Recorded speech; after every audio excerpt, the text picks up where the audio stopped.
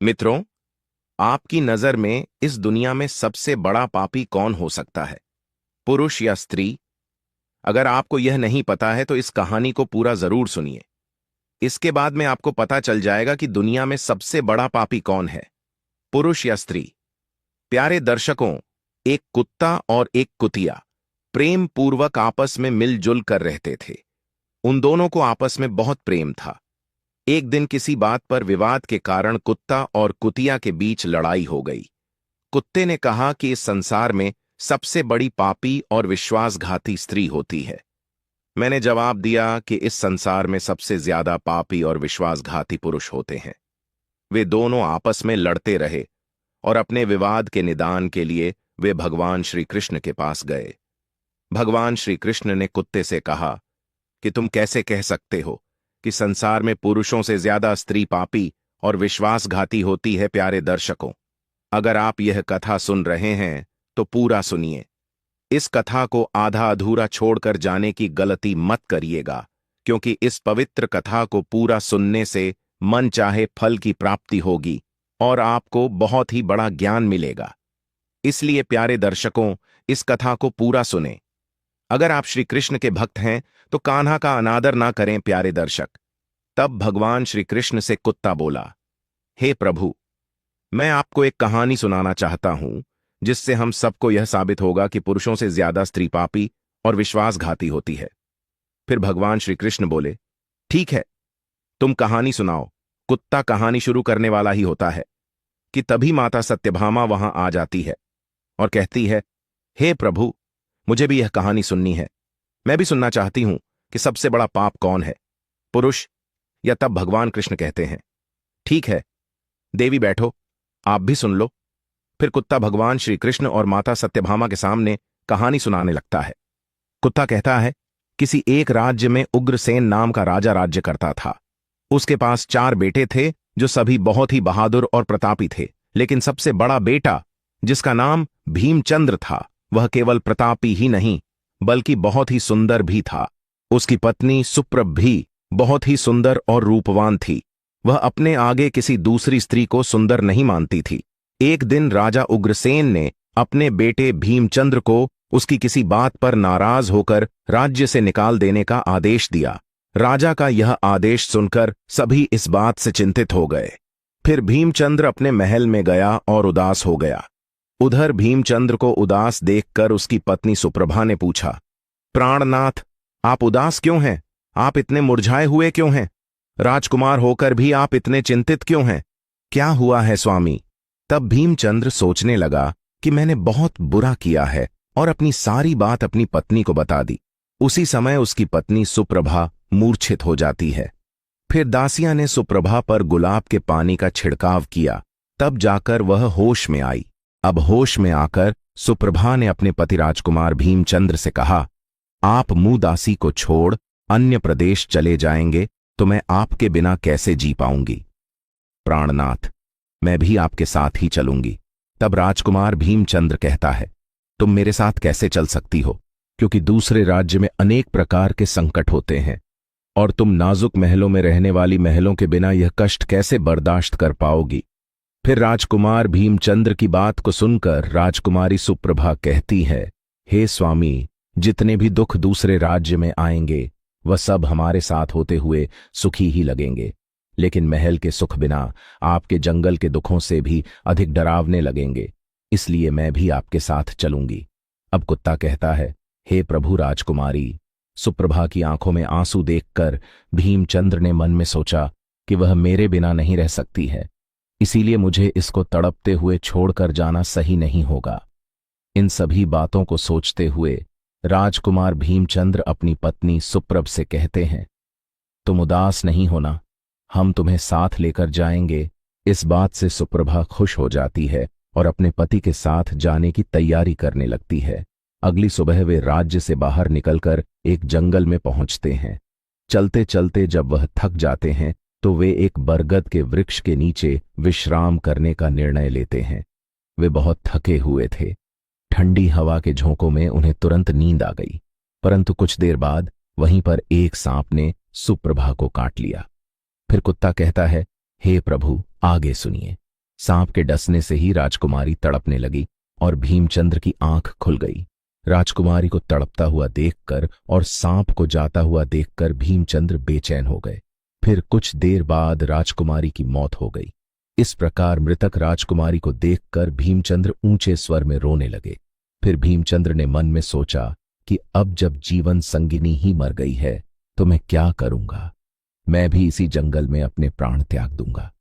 ऐसा मन में सोचकर वह सुप्रभा के शव के पास से उठता है और जंगल से लकड़ियां इकट्ठी करने लगता है और रो रो कर कहता है कि मैं भी सुप्रभा की चिता में जलकर मर जाऊंगा। लेकिन तभी उसी समय स्वर्ग से एक देवदूत आता है और भीमचंद्र को रोते हुए देखकर उसके मन में दया आती है। वह राजकुमार भीमचंद्र के पास जाता है और पूछता है कि तुम क्यों रो रहे हो, आखिरकार तुम्हारा दुख क्या है। तो राजकुमार भीमचंद्र ने देवदूत से कहा, मेरे पास अपना दुख कहने की हिम्मत नहीं है। मुझे चाहिए कि यह धरती फट जाए और मैं इसमें समा जाऊं। फिर देवदूत ने कहा, तुम मुझे अपना हाल बताओ, शायद मैं तुम्हारी कुछ मदद कर सकूं। फिर भीमचंद्र ने कहा, महाराज, मैं एक राजकुमार हूं और राजा उग्रसेन का बड़ा बेटा हूं। मेरे पिता ने मुझे राज्य छोड़ने के लिए कहा था, इसीलिए मेरी पत्नी और मैं इस जंगल में चलते चलते यहां आ गए।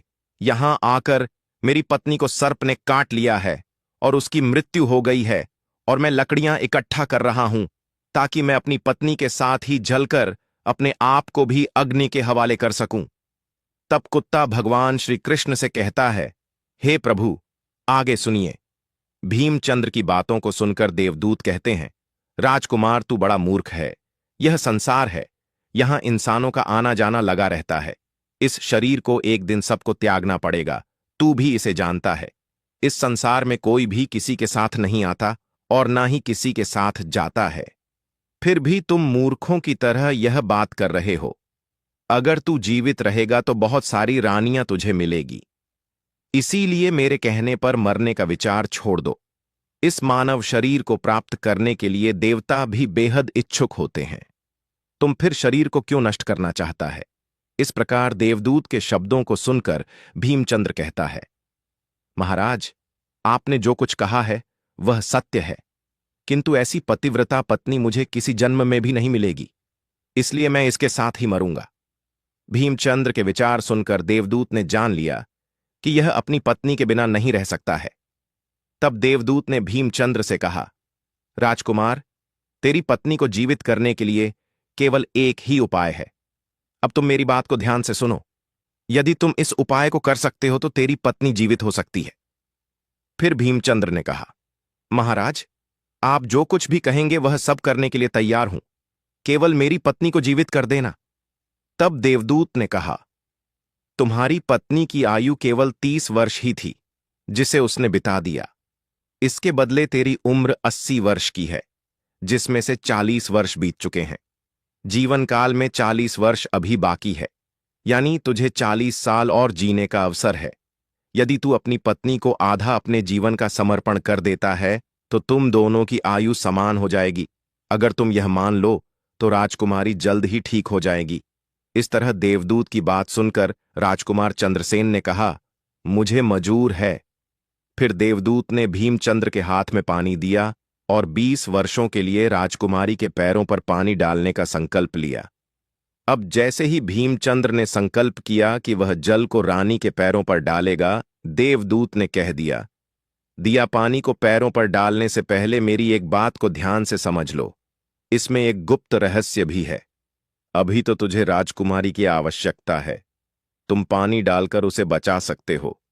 लेकिन अगर भविष्य में राजकुमारी की आवश्यकता नहीं पड़ती है तो तुम अपने संकल्प को वापस भी ले सकते हो। परंतु एक बात हमेशा याद रखना, इस संकल्प को कभी वापस ले सकने की बात राजकुमारी से मत कहना, वरना तुम अपने संकल्प को वापस नहीं ले सकोगे। हमेशा याद रखना, जीवन में कुछ बातें हमेशा छुपा कर रखनी चाहिए, क्योंकि कभी कभी यह बातें काम आ सकती हैं। फिर ऐसा कहकर और उस रानी के सामने ना आकर वह देवदूत अंतर्ध्यान में चले गए। सुप्रभा को होश आ जाता है। तब भीमचंद्र राजकुमारी से कहता है, तुम सो गई थी और बहुत थकी हुई थी, इसीलिए मैंने तुम्हें नहीं जगाया। इस प्रकार राजकुमार भीमचंद्र ने अपनी पत्नी से सारी बातें छुपा लीं कि सांप ने तुम्हें काट लिया था और तुम मर गई थी। मैंने तुम्हें फिर जीवित कैसे किया है, यह सब राजकुमार ने अपनी पत्नी से छुपा लिया। फिर कुत्ता बोला, हे प्रभु। फिर वह दोनों आगे बढ़ गए। कई दिनों बाद उन्होंने एक बहुत ही सुंदर स्थान देखा। वहां पर एक महात्मा की कुटिया थी। जब वे वहां पहुंचे तो उन्होंने देखा कि एक सुंदर युवा महात्मा शांति से बैठकर कोई साधना कर रहा था। वे दोनों बहुत ही थके हुए थे, इसीलिए महात्मा के पास बैठ गए। उस समय राजकुमार ने अपनी पत्नी से कहा, राजकुमारी, हमें प्यास लगी है, हम कुएं पर जाकर पानी पी लेते हैं। अगर तुम भी प्यासी हो तो तुम्हारे लिए भी पानी ले आते हैं। तब राजकुमार की बात सुनकर सुप्रभा ने कहा, मुझे तो प्यास नहीं लगी है, आप जाइए और पानी पी आइए। इसके बाद राजकुमार चंद्रसेन एक रस्सी लेकर कुएं की ओर जाते हैं। जब राजकुमार पानी पीने पहुंचे तो राजकुमारी सुप्रभा उस महात्मा की ओर देखती है। सुप्रभा महात्मा की सुंदरता को देखकर उस पर मोहित हो गई, अर्थात वह उसे दिल दे बैठी थी। अब वह महात्मा से कहती है, हे महोदय, आप तो यहां बहुत खुशी से रहते हैं। महात्मा ने कहा, सुनो, तुम भी मेरे साथ रह सकती हो, लेकिन तुम्हारे पति भी साथ में हैं, तो हम तुम्हें कैसे रख सकते हैं। इसके बाद राजकुमारी सुप्रभा ने महात्मा के सामने अपनी प्रेम लीला प्रकट की। तो महात्मा ने कहा, मैं एक उपाय बताता हूं, तुम अपने पति को जिस कुएं में वह पानी पीने गया है उसी कुएं में धकेल देना, फिर जो होगा हम देख लेंगे। फिर महात्मा की बात सुनकर राजकुमारी सुप्रभा ने कहा, ठीक है, मैं ऐसा ही करूंगी। अब इतनी ही देर में राजकुमार भीमचंद्र पानी पीकर राजकुमारी के पास आया तो वह कहने लगी, मुझे भी अब प्यास लग रही है, कुएं पर वापस चलकर मुझे भी पानी पिलाओ। तो राजकुमार भीमचंद्र बोला, मैंने तुमसे पहले ही पूछा था और तुमने मना कर दिया था। खैर, अगर तुम्हें प्यास लगी है तो मैं अभी पानी लेकर आता हूं। तब भीमचंद्र पानी लेने चला तो सुप्रभा भी उसके साथ जल्दी से कहने लगी, मैं भी तुम्हारे साथ चलती हूं बेचारा। भीमचंद्र तो उसके प्रेम में पागल था, उसे क्या मालूम था कि यह मेरे प्राण लेने के लिए मेरे साथ आ रही है। प्यारे दर्शकों, वास्तव में विद्वान सच कहते हैं कि स्त्रियों के चरित्र को देवता भी नहीं जान सकते। मानव क्या चीज है, उनके जाल में अच्छे अच्छे बुद्धिमान भी फंस जाते हैं। जब राजकुमार भीमचंद्र कुएं पर जाकर पानी भरने के लिए बाल्टी डालता है तो सुप्रभा अपने पति यानी राजकुमार भीमचंद्र को धक्का देकर कुएं में गिरा देती है और खुद उस महात्मा के पास चली जाती है। वह महात्मा राजकुमारी को अपने साथ ले जाकर एक राज्य में बस जाता है और वहां दोनों खुशी से रहने लगते हैं। महात्मा ने फिर सुप्रभा को ऐसा नाचना और गाना सिखाया कि वह नृत्यांगना के रूप में मशहूर हो गई। धीरे धीरे वह राजकुमारी पूरे नगर में प्रसिद्ध हो गई। इस तरह सुप्रभा के नृत्य और गीत के कारण उस महात्मा के पास लाखों रुपए बन गए। राजकुमारी भी उस महात्मा के साथ मस्ती में रहने लगी। जिस समय सुप्रभा ने अपने पति भीमचंद्र को कुएं में धकेल दिया था, तब संयोग से एक जंजीर जो कुएं में लटकी थी उसे भीमचंद्र ने पकड़ लिया था और उसको पकड़कर कुएं में लटकता रहा। ईश्वर को याद करते हुए वह सोचने लगा, क्या यही मेरे प्यार की सजा है। कुछ समय बाद बंजारों का एक काफिला वहां आया। काफिले में से एक बंजारा बाल्टी लेकर कुएं का पानी भरने लगा। जब उसने पानी में बाल्टी डाली तब भीमचंद्र ने उसकी बाल्टी को हाथ से पकड़ लिया। बंजारा यह देखकर चौंक गया और पूछा, तुम कौन हो राजकुमार।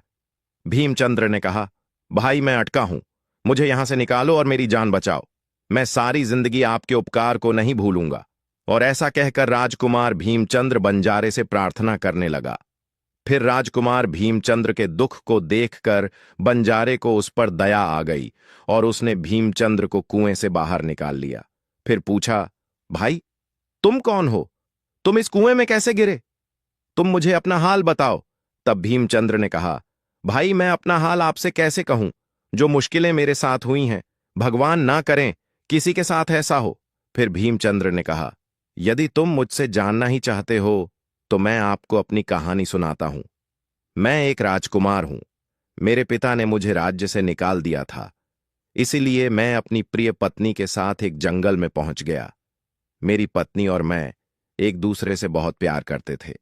जंगल में एक सांप ने मेरी पत्नी को काट लिया, जिससे उसकी मृत्यु हो गई। मैं जब अपनी पत्नी के साथ मरने जा रहा था, तब एक देवदूत ने मुझ पर दया की और मेरी आयु के 20 वर्ष मेरी पत्नी को देने के बाद उसे पुनर्जीवित कर दिया। फिर हम उस जंगल से आगे बढ़े। कुछ दिनों बाद हम एक स्थान पर पहुंचे जहां एक महात्मा का डेरा था। हम दोनों वहीं रुके और हमें प्यास लगी, तो मैं पानी पीने कुएं के पास आया तो मेरी पत्नी मुझे धक्का दे दी और मैं कुएं में आ लटका। तभी कुछ समय बाद आप वहां आ पहुंचे। फिर धीरे धीरे कुछ समय बीतता गया। राजकुमार भीमचंद्र एक गांव में रहने लगा। भीमचंद्र एक सेठ साहूकार के पास मुनीम का नौकरी करने लगा। एक दिन शहर के सभी व्यापारी और सेठ साहूकार राजा के यहां पहुंच गए। भीमचंद्र, जो राजकुमारी के नृत्य और गायन की प्रशंसा सुनता था, उसने भी सोचा, मुझे इस नृत्य को देखना चाहिए। वह भी राजा के दरबार में सेठ के साथ पहुंच गया। राजकुमारी ने अप्सराओं के समान नृत्य किया और अपनी सुरीली आवाज में कई सुंदर राग को प्रस्तुत किया। उसके गाने को सुनकर महफिल के सभी लोग आश्चर्य में आ गए और सभी ने बहुत सारे इनाम दिए। इसके साथ ही राजा से लेकर प्रजा तक सभी ने उसकी प्रशंसा की। राजकुमार भीमचंद्र ने अपने हाथ की अंगूठी निकाली जिसमें हीरा जड़ा हुआ था और उस अंगूठी को सुप्रभा को भेंट कर दिया। इसके बाद सुप्रभा ने अंगूठी को पहचान लिया और मन ही मन में कहने लगी, यह तो बहुत बड़ा आश्चर्य हो गया। मेरा पति जिंदा है और यहां पहुंच गया है। अब वह मुझे नहीं छोड़ेगा, इसीलिए मुझे कुछ ऐसा करना चाहिए जिससे वह मारा जा सके। उसने मन में सोचा, अब मैं यहां के राजा को एक सुरीला गाना और नृत्य प्रस्तुत करती हूं, जिससे वह खुश होकर मुझे कुछ मांगने के लिए बोलेंगे, तब मैं राजा के आदेश से उसे मरवा दूंगी। इसके बाद राजकुमारी सुप्रभा ने एक सुरीला गाना और नृत्य प्रस्तुत किया। राजकुमारी की इस बसंतकी को सुनकर राजा खुश हुआ। वह सुप्रभा से बोले, मैं तुम पर बहुत खुश हूं, तुम मुझसे क्या मांगती हो? तब राजकुमारी ने कहा, अगर आप मुझसे प्रसन्न हैं तो सबसे पहले मुझे वचन दीजिए और फिर जो कुछ मैं मांगूंगी आप मुझे वहीं देंगे। फिर सुप्रभा ने कहा, इस सभा में एक चोर है, कृपया उसे फांसी की सजा दे। राजा ने कहा, तुम उस चोर को मेरे सामने लाओ। सुप्रभा ने भीमचंद्र का हाथ पकड़ा और उसे राजा के सामने ले गई। राजा ने अपने सैनिक को आदेश दिया, इस चोर को झल्ला दोनों के पास ले जाओ और इसे फांसी पर चढ़ा दो। इसी बीच भीमचंद्र का सेठ भी वहां पहुंचा। वह डरकर भीमचंद्र के पास गया और पूछा, तुमने क्या चुराया है इसका, जिसके कारण वह तुझे मारना चाहती है? भीमचंद्र ने अपने मालिक से कहा, मालिक, मैंने कुछ नहीं चुराया है, बस आप इस राजा को केवल यह बता दो कि वह मेरी 2 बातें सुन ले, इससे मेरी जान बच सकेगी। अब भीमचंद्र का मालिक इसे सुनकर अपने साथी व्यापारियों और साहूकारों के पास गया और सभी ने मिलकर मशवरा किया। उन्होंने कहा, मित्रों, या तो राजा न्याय करें या हम सभी इस शहर को छोड़कर कहीं और चले जाएंगे। और इस प्रकार सभी व्यापारी राजा के पास गए और कहने लगे, राजा साहब, हमारा मुनीम निर्दोष है, उसे मार देने का आपका आदेश है। वह कह रहा है कि वह अपनी 2 बातें आपको कहना चाहता है, फिर भी आपको लगे कि उसने अपराध किया है तो उसे फांसी दे देंगे, लेकिन वह कहता है कि मेरे मरने से पहले राजा केवल मेरी 2 बातों को जरूर सुने। फिर राजा ने व्यापारियों की बात सुनकर कहा, ठीक है, मुनीम को बुलाओ। भीमचंद्र को लेकर राजा के सामने लाया गया और राजा ने कहा, तुम जो कुछ कहना चाहते हो वह मेरे सामने कहो। तब राजकुमार भीमचंद्र ने कहा, महाराज, मैंने क्या दोष किया है जिसके कारण आपने मेरी हत्या का आदेश दे दिया है? फिर उसकी बात को सुनकर राजा ने कहा, तू इसका चोर है। भीमचंद्र ने कहा, नहीं महाराज, मैं इस कुलट्टा स्त्री का पति हूं जो मुझे धकेल कर एक महात्मा के साथ चली आई है। राजकुमारी सुप्रभा ने समझ लिया कि बात बिगड़ रही है। तब राजा से कहे, महाराज, मैं कुल्लटा नहीं हूं, यह झूठ बोल रहा है। कौन है? मैं तो इसे जानती तक नहीं, यह तो मेरा चोर है, मैं सिर्फ इतना ही जानती हूं। फिर राजकुमार भीमचंद्र ने कहा, महाराज, ठीक है, अगर यह मेरी पत्नी नहीं है तो वह सब कुछ जो मैंने रास्ते में छोड़ा था वह मेरी अमानत के रूप में मुझे वापस कर दे। राजकुमार ने अपनी अमानत को लौटाने की बात की तो राजकुमारी सुप्रभा ने इसे स्वीकार कर लिया। तब भीमचंद्र ने कहा, अच्छा, अब तुम अपने हाथों में पानी लो, हमारा न्याय इसी सभा में होगा। पानी लेकर उसने जमीन पर रखा और कहा, वह वस्तु जो तुमने मुझे रास्ते में दी थी मैं वापस कर रहा हूं। सुप्रभा ने भी पानी लिया और कहा, जो वस्तु उसने मुझे रास्ते में दी थी मैं वापस कर रही हूं। जैसे ही उसने अपने हाथों का पानी छोड़ा, राजकुमारी के प्राण छूट गए। यह दृश्य देखकर वहां के लोग हैरान रह गए। राजा यह देख चिंतित होकर भीमचंद्र से कहा, यह क्या हो गया, बताओ मुझे सच्चाई। तब राजकुमार भीमचंद्र ने अपनी कहानी शुरू की, अपने जीवन की सब घटनाओं को खोलकर बताते हुए उसके देश निकाले जाने से लेकर अब तक की सभी घटनाओं को सुनाया। राजा ने सब कुछ सुनकर भीमचंद्र को अपने गले लगा लिया। अपनी बेटी की शादी भीमचंद्र के साथ करा दी। कुत्ता ने कहा, हे प्रभु, मैंने इस कहानी को सुना है, इसलिए